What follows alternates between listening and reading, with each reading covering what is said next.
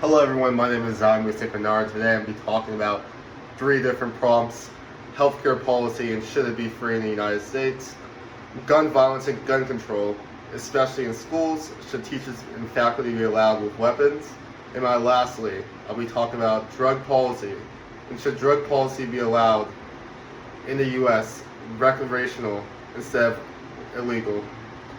For my first prompt I'm going to talk about is gun violence in school. Gun violence in school has been a big history in the U.S., especially in the past few years. Do I believe arming people such as teachers and faculty with weapons to stop this? No, I do not believe that it should be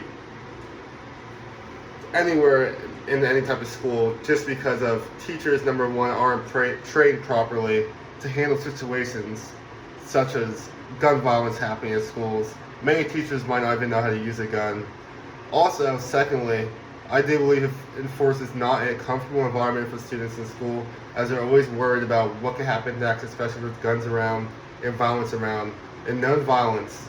I really feel like this motive of pushing guns and weapons with teachers in schools, I do not believe it will help at all, as many students will drop out, as it seems like there's a higher risk of gun violence in school if the teachers have guns, and I do not believe this is a way to stop it. Instead, I think the way to stop it is legalize more laws and put more precautions to stop school shootings from happening or any type of gun violence happening on school property. For my second prompt is healthcare. I do believe universal healthcare should be free in the United States.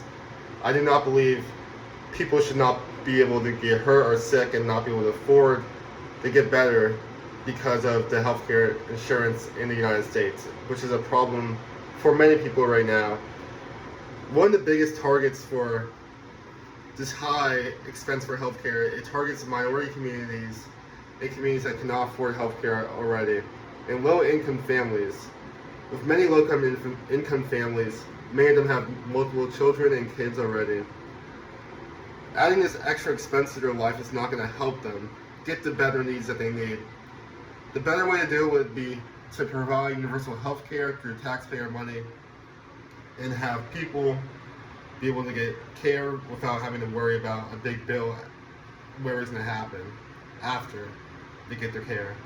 Another part of my situation is that many people also are afraid to get the health care that they want because of the expenses and the bills, which leads to many people not getting the right treatment or the right care that they actually need.